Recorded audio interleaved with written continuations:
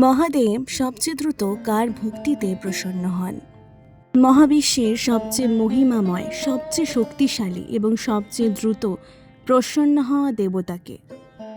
এমন একজন দেবতা যিনি কোনো রাজকীয় আয়োজন চান না, সোনা দানা বা অমূল্য উপহারের প্রতীক্ষায় থাকেন না। আপনি যদি কেবল এক ঘটি নির্মল জল এবং একটি বেলপাতা নিয়ে তার সামনে আন্তরিক ভক্তি ভরে দাঁড়ান, তাহলেই তিনি সন্তুষ্ট হতে পারেন। তিনি এমন এক করুণাময় দেবতা যিনি ভক্তের চোখের জল, হৃদয়ের ব্যথা এবং অকৃত্রিম ভালোবাসাকে সর্বোচ্চ নিবেদন হিসেবে গ্রহণ করেন। হ্যাঁ, আমরা কথা বলছি দেবাদিদেব মহাদেব শিবশম্ভুর।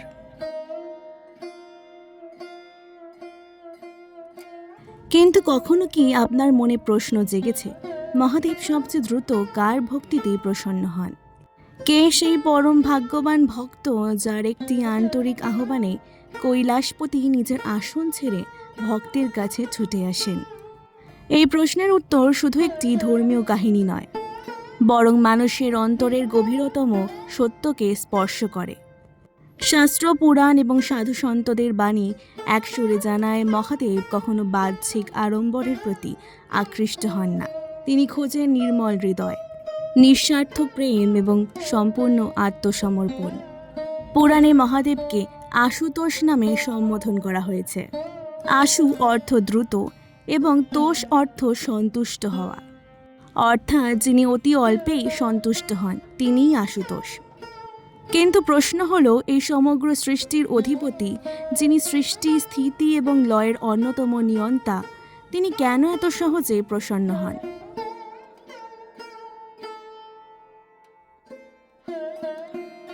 এর উত্তর লুকিয়ে আছে তার স্বভাবের মধ্যেই।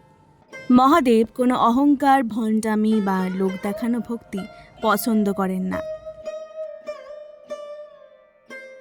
তার কাছে ধন সম্পদ, অলংকার কিংবা জাঁকজমকপূর্ণ পূজার চেয়ে অনেক বেশি মূল্যবান একটি সরল, নিষ্কলুষ এবং সত্যনিষ্ঠ হৃদয়। তিনি কখনো ভক্তের সামাজিক পরিচয়, জাতি, বর্ণ, ধন বা ক্ষমতা বিচার করেন না। তিনি বিচার করেন কেবল হৃদয়ের গভীরে থাকা ভালোবাসা ও বিশ্বাসকে।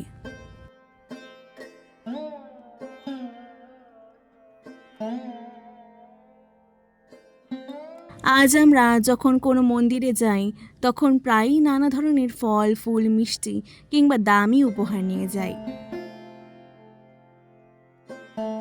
অনেক সময় আমাদের প্রার্থনার তালিকাও দীর্ঘ হয়।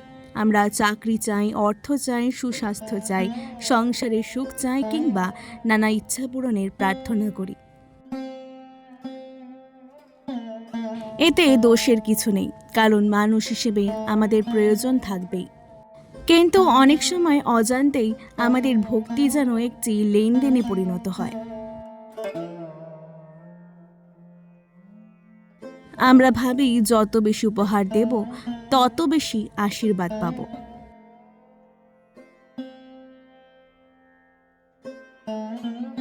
কিন্তু মহাদেবের কাছে এই হিসাব চলে না। তিনি কখনো ভক্তির বিনিময়ে কিছু দাবি করেন না, বরং তিনি সেই মানুষটির দিকে সবচেয়ে দ্রুত এগিয়ে যান যার মনে কোনো স্বার্থ নেই, কোনো কপটতা নেই, আছে শুধু নিঃশর্ত আত্মসমর্পণ।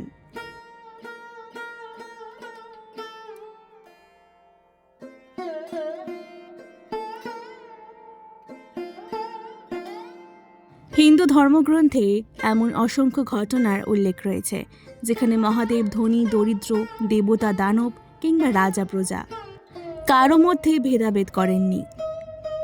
রাবণ ছিলেন অসীম শক্তিশালী, জ্ঞানী এবং ধন সম্পদের অধিকারী।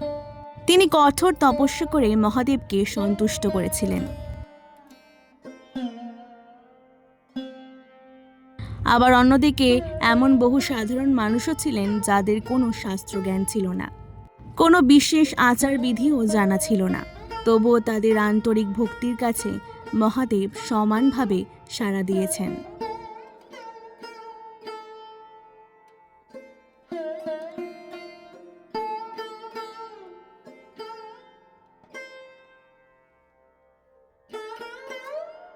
এই সত্যের অন্যতম উজ্জ্বল উদাহরণ হল ভক্ত কর্ণপ্পার কাহিনী। তিনি ছিলেন একজন সাধারণ ব্যাধ। শাস্ত্র অনুযায়ী পূজা কিভাবে করতে হয়, কোন মন্ত্র উচ্চারণ করতে হয় কিংবা কোন নিয়ম পালন করতে হয় এসব তার জানা ছিল না।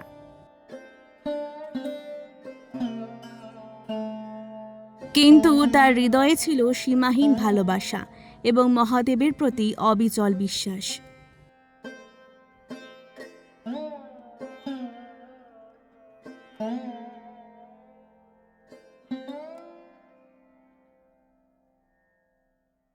প্রতিদিন তিনি শিকার করতে বেরিয়ে জঙ্গলের একটি শিবলিঙ্গের সামনে আসতেন।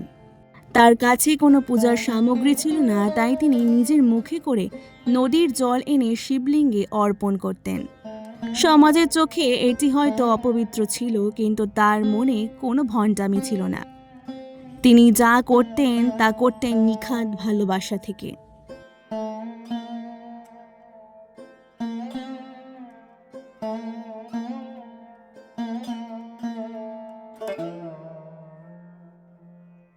একদিন তিনি দেখলেন শিবলিঙ্গের একটি চোখ থেকে রক্ত ঝরছে। তিনি এক মুহূর্ত দেরি না করে নিজের একটি চোখ উপড়ে সেই স্থানে বসিয়ে দিলেন। এরপর যখন দেখলেন অন্য চোখ থেকেও রক্ত বের হচ্ছে, তখন দ্বিতীয় চোখটি উৎসর্গ করার জন্য প্রস্তুত হলেন। কারণ তিনি জানতেন দ্বিতীয় চোখ তুলে ফেললে আর কিছুই দেখতে পাবেন না।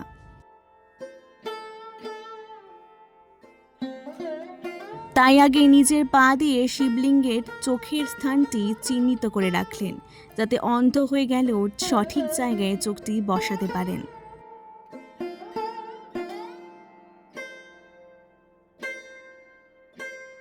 ঠিক সেই মুহূর্তে মহাদেব স্বয়ং আবির্ভূত হয়ে তাকে থামিয়ে দেন। তিনি কর্ণপ্পাকে আলিঙ্গন করে বলেন, পৃথিবীর অসংখ্য যজ্ঞ, তপস্যা কিংবা জাঁকজমকপূর্ণ পূজার চেয়েও তার এই নিঃস্বার্থ ভালোবাসা অনেক বেশি মূল্যবান।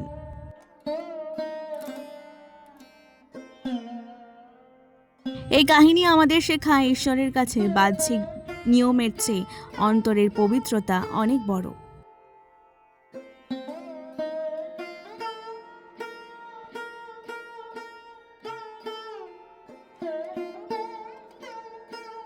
আজকের আধুনিক যুগে আমরা প্রায়ই মনে করি ঈশ্বরকে পেতে হলে কঠোর ব্রত পালন করতে হবে, দীর্ঘ সময় ধ্যান করতে হবে কিংবা অসংখ্য মন্ত্র মুখস্থ করতে হবে। অবশ্যই এই সাধনাগুলোর নিজস্ব গুরুত্ব রয়েছে, কিন্তু শুধুমাত্র এগুলো করলেই ঈশ্বরকে পাওয়া যায় এমন নয়।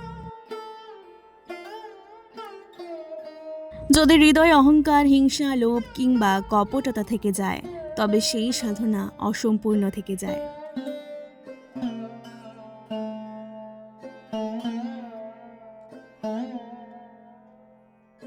মহাদেব সবচেয়ে দ্রুত প্রসন্ন হন সেই মানুষের উপর যে নিজের সমস্ত সুখ, দুঃখ, সাফল্য, ব্যর্থতা এবং অহংকার তার চরণে সমর্পণ করতে পারে।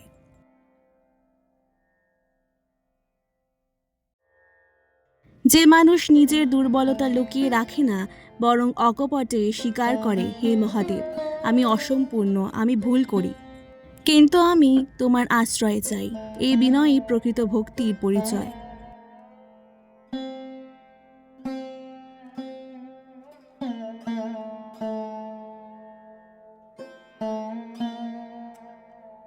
মানুষের চোখের জল অনেক সময় তার সবচেয়ে সত্য ভাষা।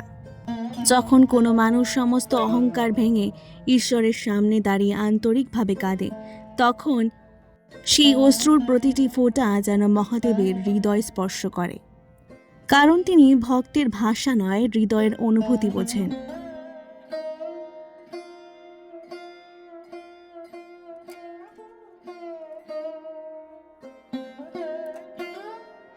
মহাদেব কখনো জাত, ধর্ম, বর্ণ, লিঙ্গ কিংবা সামাজিক অবস্থান বিচার করেন না। তার কাছে রাজা এবং সাধারণ মানুষ সমান, ধনী এবং দরিদ্র সমান, শিক্ষিত এবং অশিক্ষিত সমান। তিনি দেখেন কেবল একটি বিষয়, ভক্তের অন্তরে কতটা বিশ্বাস এবং ভালোবাসা আছে।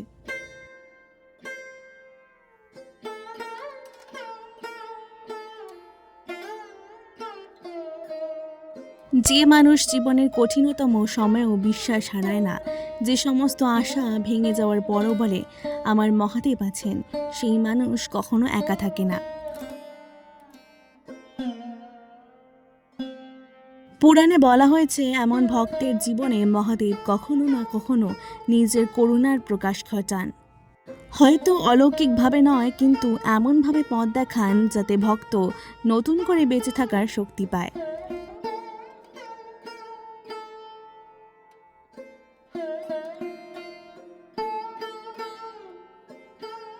দেবাদিদেব শিবের আরেকটি অসাধারণ গুণ হল তার সরলতা।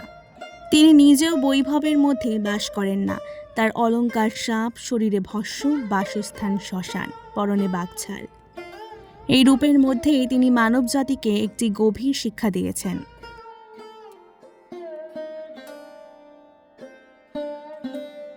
বাহ্যিক চাকচিক্য নয়, আসল সৌন্দর্য অন্তরের পবিত্রতায়।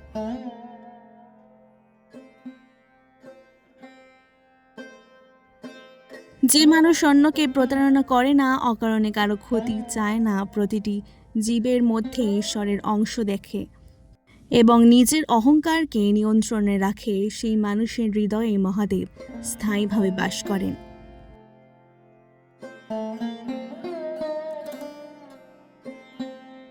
কারণ তার কাছে সত্য, দয়া এবং করুণাই সর্বোচ্চ ধর্ম।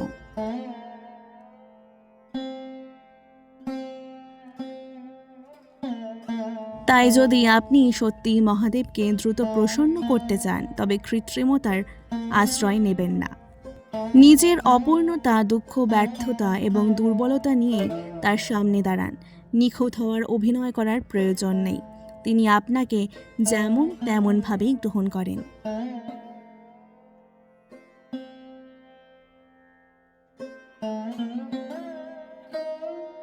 যখন আপনি সমস্ত হৃদয় দিয়ে বলতে পারবেন, হে মহাদেব, তোমাকে ছাড়া আমার আর কোনো আশ্রয় নেই, তখনই আপনার অন্তরে এক অদ্ভুত শান্তির জন্ম হবে।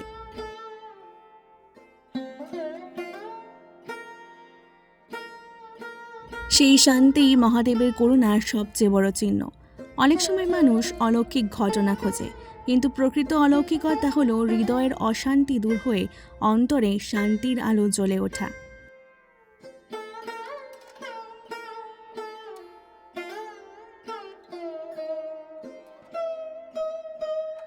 জীবনের ব্যস্ততা, প্রতিযোগিতা এবং কোলাহলের মধ্যে আমরা প্রায়ই ভুলে যাই যে আমাদের প্রকৃত আশ্রয় কোথায়। এই কারণেই মহাদেবের শিক্ষা আজও সমান প্রাসঙ্গিক। তিনি আমাদের মনে করিয়ে দেন, ঈশ্বরকে পাওয়ার জন্য কঠিন পথের প্রয়োজন নেই।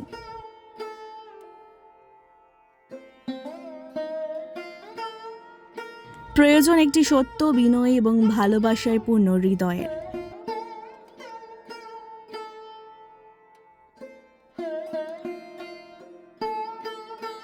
আপনি পৃথিবীর যে প্রান্তেই থাকুন না কেন, যে অবস্থাতেই থাকুন না কেন, যদি একবার আন্তরিকভাবে মহাদেবকে স্মরণ করেন, তবে সেই স্মরণই আপনার জীবনে শক্তি, সাহস এবং মানসিক শান্তির উৎস হয়ে উঠতে পারে।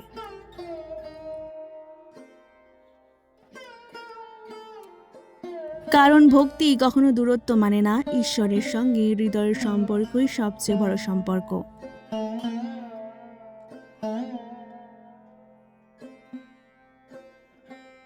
এই কারণেই যুগে যুগে কোটি কোটি মানুষ মহাদেবকে আশুতোষ নামে ডেকে এসেছেন।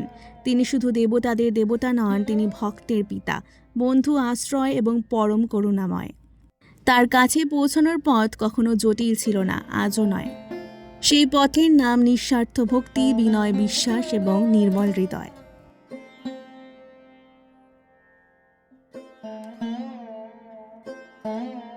ওম নমঃ শিবায়।